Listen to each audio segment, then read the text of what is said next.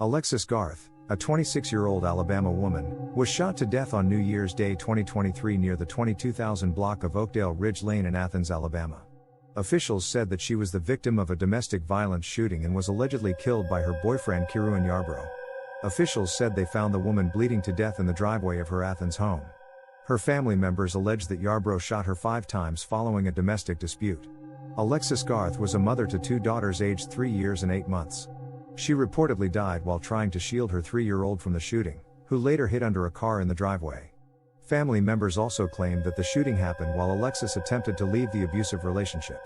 In the wake of Alexis Garth's shooting incident, her mother Shawnetta Garth took to Facebook to share the circumstances leading up to her daughter's death. Shawnetta said that her daughters came to visit her home on New Year's Day, Alexis Garth and Miracle Scott. While there, they went to Huntsville, Alabama for a few hours to spend time with their friends.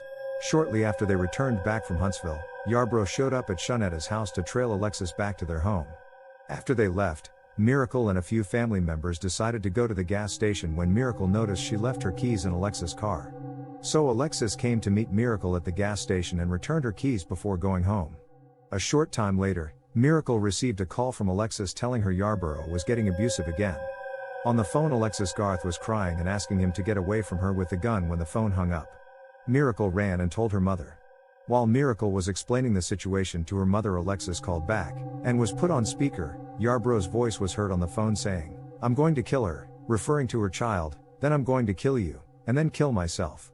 Right after the call, Shawnetta contacted 911 and headed towards Alexis' home. Upon reaching the location, she saw both her daughter and Yarbrough laying in the driveway. Shawnetta initially assumed that the couple were being detained due to an investigation into the domestic dispute. That's when the realization kicked in that my daughter wasn't laying there because she was in a domestic. She was laying there with blood running down the sidewalk like water when you wash a car. She was dead. The reason my granddaughter is still alive is because she was smart enough to go hide under a car. My daughter died protecting her daughter. He shot my daughter 5 times.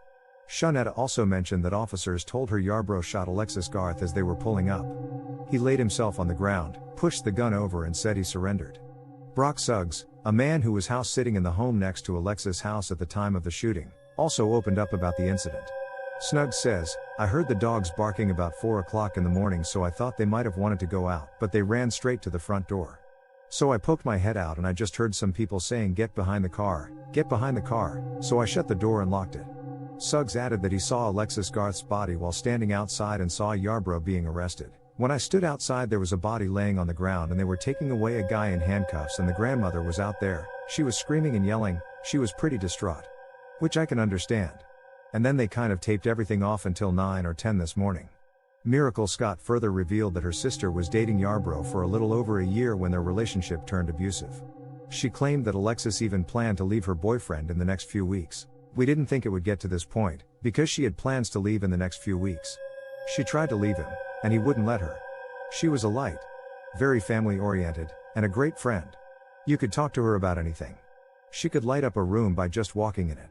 Beautiful smile, just an all-around good person, definitely somebody who didn't deserve to die like this."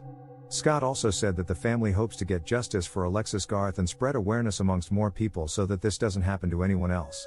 Following the shooting incident, Garth was taken to Huntsville Hospital and pronounced dead on the spot. Meanwhile, Yarbrough was charged with capital murder and is currently being held in the Limestone County Jail. As per legal documents, Yarbrough is facing a capital charge because Alexis Garth was shot to death in front of her 3-year-old daughter. A Limestone County judge has ordered Yarbrough to be held without bond.